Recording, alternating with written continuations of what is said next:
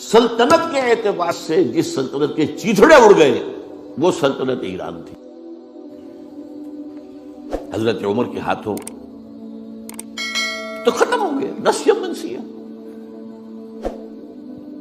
سلطنت روما اس کی صرف ایک ٹانگ ٹوٹی تھی 3 میں سے. وہ 3 بر اعظموں پر پھیلی ہوئی سلطنت تھی Roman empire. Eastern Europe, northern Africa, western Asia. Western Asia میں شام اور ترکی کا علاقہ. شام لیا گیا اس سے، باقی تو اس کے پاس رہا. مشرقی یورپ بھی رہا، شمالی افریقہ بھی رہا. وہ رفتہ رفتہ بعد میں جو ہے گیا، لیکن یہ کہ اصل میں جو ہے پہلے مرحلے میں اس کی ایک ٹانگ ٹوٹی. ایک ایران کا خاتمہ ہو گیا. اور ایرانی بے انتہا نسل پرست، ان میں اپنی ریشیل سپیریورٹی کا بہت احساس ہے، نسلی برتری کا. اپنی تاریخ پر بہت ناز ہے. شہنشاہیت کی تاریخ جو کہ خسرو سے شروع ہوتی ہے، سائرس سے، پھر ڈیریس جیسا عظیم فاتح. بڑی عظیم تاریخ ہے ایران کی. اس کو یوں سمجھیں یہ معمولی شے نہیں ہے. ایران بہت عظیم تاریخ ہے. اور کئی 100 برس تک تو سارا معاملہ جو ہے، جسے آپ وہ سی100 کہتے ہیں، تو یہ 2 سپر پاورز نہیں ہیں، ایران اور روم. ایران اور روم، ایران اور روم. کبھی ایران غالب آ گیا روم بیٹھ گیا، کبھی روم غالب آ گیا ایران بیٹھ گیا. قرآن مجید میں ایک پوری سورت جو ہے سورہ روم کے نام سے ہے کہ نہیں؟ الف لام میم غلبت الروم فی ادنی الارض وهم من بعد غلبهم سیغلبون فی بضع سنین.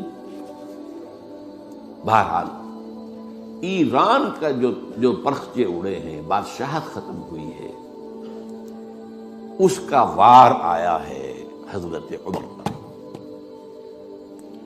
یہ چونکہ ہوا حضرت عمر کے ہاتھوں،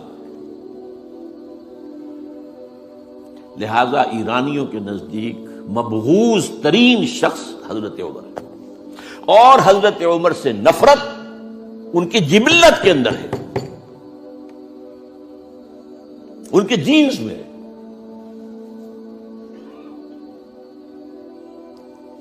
چنانچہ کس نے شہید کیا حضرت عمر کو؟ ابو لولو فیروز، ایک ایرانی غلام تھا حضرت مغیرہ کا رضی اللہ تعالی. اس نے آ کر حضرت عمر سے شکایت کی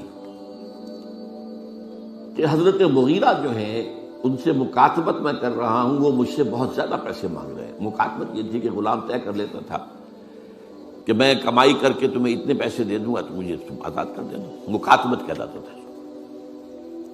وہ اتنے پیسے مانگتے ہیں، بہت زیادہ زیادتی کر رہے ہیں.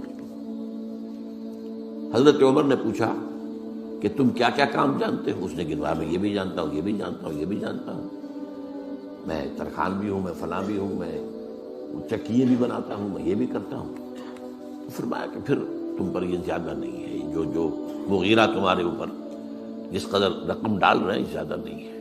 اور دیکھنا مجھے ایک چکی بنانی جانتے ہو تو ایک چکی مجھے بھی بنا کے دینا. کہا آپ کو تو میں وہ چکی بنا کے دوں گا جو ساری دنیا یاد کرے گی. دھمکی دے گیا. اور حضرت عمر نے پہچان لیا تھا کہ دھمکی دی اس نے.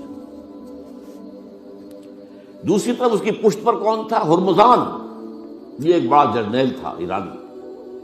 شکست ہوئی، گرفتار ہو کر آیا، کیونکہ بہت بڑا وار کرمنل تھا. اس کو فیصلہ کیا گیا اس کی گردن اڑا دی جائے. اب اس کی چال دیکھیے، ایرانی ذہن کہ مجھے ذرا پانی پینے کے لیے دے دیں اس سے پہلے کہ میری گردن اڑائی جائے. حضرت عمر نے فرمایا ہاں پانی دے دو. اب پانی کا کٹورا ہاتھ میں لے کر کہا دیکھیے مجھے ضمانت دیجیے جب تک میں یہ پانی نہ پی لوں مجھے قتل نہیں کریں گے. کہ ہاں ٹھیک ہے، جب تک تم یہ پانی نہیں پی لو گے تو میں قتل نہیں کیا. وہ کٹورا پھینک دیا پانی کا. کرو کا قتل مجھے کیسے کرتے ہو؟ تو یہ پانی تو میں نے نہیں پیا. چھوڑنا پڑ گیا اس کو، زبان کی بات تھی. وہ تھا اس کی پشت پر ابو لولو فیروز. اور ابو لولو فیروز کے اب بھی اس کے جیسے ائمہ اہل بیت کے اہل